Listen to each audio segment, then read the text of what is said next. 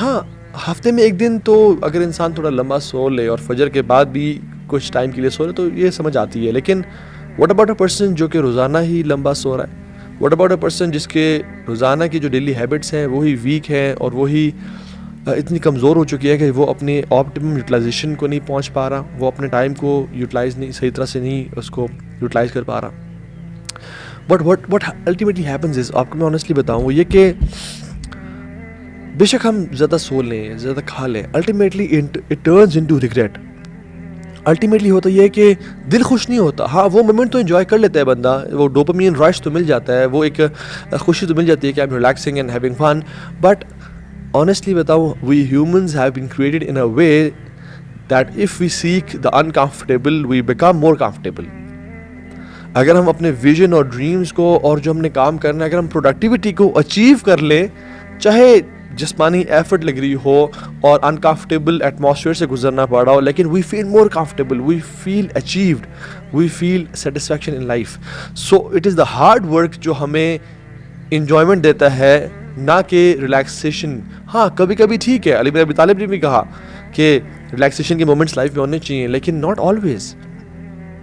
اور آپ کو یہ بات صحیح طرح تب سمجھ آئے گی جب آپ امیجن کریں گے یا قبرستان وزٹ کریں گے اور مسلمانوں کی قبروں کو دیکھیں گے, and you will realize that Muslims in their graves when they see the realities of the آخرہ. اور جب وہ ملائکہ کو دیکھ لیتے ہیں اور جب وہ اپنی قبر میں ہیں اور اصل گھر میں پہنچ چکے ہیں, دے آر وشنگ, دے وش کہ ہمارے نام پہ کاش کوئی صدقہ دے دے, کاش ہمارے نام پہ کوئی آرفنیج بنا دے, کاش ہمارے نام پہ کوئی کنواں کھدوا دے, کوئی اچھا کام کر جائے جو ہمیں آج ادھر بینیفٹ پہنچا دے. They are wishing in the graves right now کہ ہم اب اٹھ کے کام کریں یا ہمارے لیے کوئی کام کروا دے, ہم اتنی ایفرٹ نہیں ڈال کے آ گئے. دے آر وشنگ کہ ہمارے لیے کاش کوئی محنت کر دے, لیکن انہوں نے کبھی محنت نہیں کی. آپ اللہ کے نبی کے صحابہ کو دیکھیں, سبحان اللہ, میں کبار صحابہ کی بات یعنی نہیں کر رہا کہ جو عرصے سے دین پہ تھے, نہیں, میں ان صحابہ کی آپ کو ایگزامپل دیتا ہوں کہ the moment they accepted Islam, they wanted to do something for their akhirah and their world and their deen, their vision, mission. ثمامہ ابن عسال رضی اللہ تعالیٰ عنہ, یہ پہلے کافر تھے اور پھر جب مسلمان ہوئے اور ایک طرح سے سردار تھے, جیسے اسلام قبول کیا تو کہا یا رسول اللہ مجھے اپنے لوگوں کے پاس بھیجیں, I want to give them a vision, میں دین کام کرنا چاہتا ہوں. طفیل بن عمرو الدوسی رضی اللہ عنہ جیسے اسلام قبول کیا تو یا رسول اللہ مجھے اپنے قبیلہ دوس کے پاس بھیجیں, میں ان کو دین کی دعوت دینا چاہتا ہوں اور میں ان کو بتانا چاہتا ہوں کہ الٹیمیٹ ریالٹی کیا ہے. عمیر ابن وہب, یا رسول اللہ جیسے اسلام قبول کیا کہا اشہد ان لا الہ الا اللہ واشہد انک رسول اللہ, یا رسول اللہ مجھے مکہ بھیجیں, میں جا کے اسلام کی دعوت دینا چاہتا ہوں. ایکٹیویزم, فوراً سے انہوں نے کہا کہ we want to do something big and make a strategy for our آخرہ. بٹ اکثر لوگ اس بارے میں سوچتے نہیں ہیں, اور جو سوچ لیتے ہیں میرا یہ بات ان سے ہے.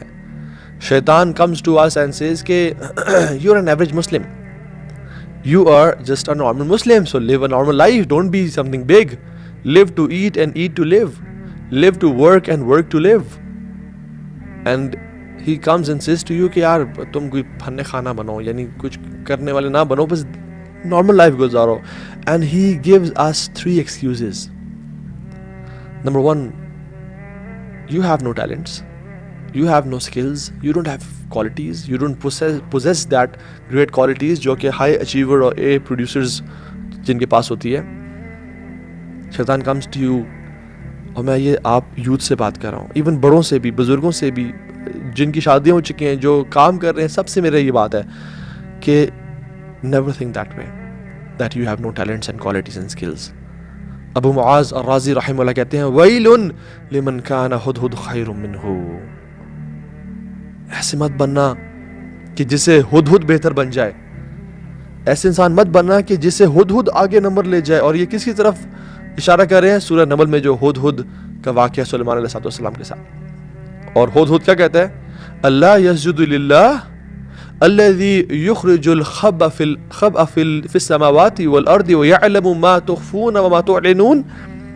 کہ وہ لوگ اللہ کو سجدہ نہیں کرتے جو آسمان اور زمین کی ہڈن چیزوں کو بھی جانتا ہے, نکال کے لا سکتا ہے, اور وہ بھی جانتا ہے جو تم چھپاتے ہو اور جو تم ظاہر کرتے ہو. اللہ ہر چیز جانتا ہے, تو تم اللہ کی عبادت کیوں نہیں کرتے ہو؟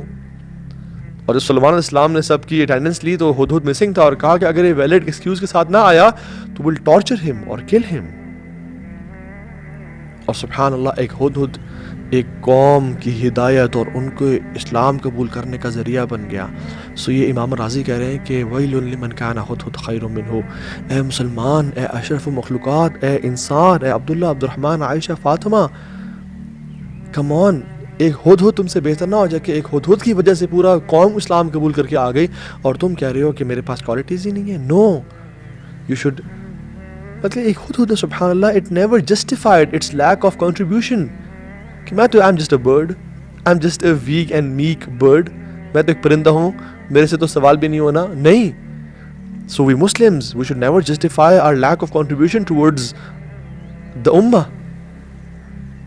جو سوچتا ہے نا کہ میرے پاس ٹیلنٹس نہیں ہیں, کوالٹیز نہیں ہیں ٹو انٹر جنہ, میرے پاس وہ اسکلز نہیں ہیں, میرے اندر وہ چیز اللہ نے نہیں رکھی ٹو انٹر جنہ and to make it to جنہ, this is bad suspicion about اللہ سبحانہ وتعالیٰ, سوء ظن باللہ, بیڈ تھنکنگ اباؤٹ اللہ سبحانہ وتعالیٰ. So never ever think that way. اللہ تعالیٰ نے آپ میں ہر وہ کوالٹی اور ٹریٹ رکھی ہیں to make to the highest level of جنہ الفردوس الاعلیٰ. You have to explore it. Number 2, excuse جو شیطان آتا ہے اور کہتا ہے کہ you are not a scholar, تم عالم تو نہیں ہو. تو میں آپ سے سوال کرتا ہوں کہ ہاؤ مینی آف دا صحابہ were scholars? Yes, Abu Bakr was a scholar, Umar, Uthman, Ali was scholar, Abdur Rahman بن عوف, عبداللہ بن عمر, ابن عباس رضی اللہ تعالیٰ عنہما, ابن مسعود رضی اللہ تعالیٰ عنہما, they were scholars. But how many of the Sahaba were scholars? حضرت عائشہ was a scholar, but how many of the Sahaba, 1,14,000 میں سے کتنے اسکالر تھے؟ بڑے تھوڑے.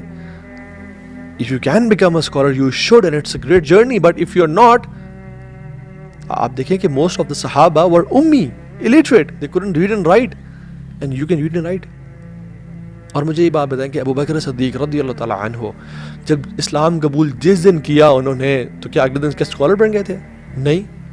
لیکن اگلے دن انہوں نے جا کے دعوت دینا شروع کر دی, اور وہ عثمان بن عفان کو لے کے آگے اللہ کے نبی کے پاس, یا رسول اللہ, عثمان بن عفان اسلام قبول کرنا چاہتے ہیں. He came with عثمان ابن عفان رضی اللہ تعالیٰ عنہ کہ he want to accept Islam. 10 مبشرین Abdul Rahman بن عوف کو لے کے آ گئے, زبیر بن العوام کو لے کے آ گئے, طلحہ بن عبید اللہ کو لے کے آ گئے, سعد بن ابی وقاص کو لے کے آ گئے. the very next day ابو بکر صدیق ان 10 مبشرین کو لے کے آ گئے, یا رسول اللہ نے اسلام قبول کرنا. was he a scholar؟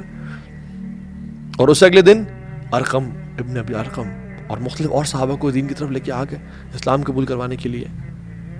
was he a scholar? the very next day he became a Muslim? no, but he never had a defeatist attitude. انہوں نے کام کر کے دکھایا. اللہ کے میں حکم دیا بلغوا عنی ولو آیا. بلغو از تکلیف, عنی از تشریف, ولو آیا از تخفیف. اللہ کے میں کہا بلغو, پہنچاؤ, یہ تکلیف ہے, یعنی اٹس این obligation ہمارے سب کے اوپر. بلغوا عنی, عنی اللہ کے نبی صلی اللہ علیہ وسلم سے اٹ از تشریف, اللہ کے نبی کی گرینڈیوسٹی اور ان کا مقام و مرتبہ کہ اللہ کے نبی سے ہم نے بولنا ہے, کوئی ہم نے بابے شابے سے یا سنی سنائی باتیں نہیں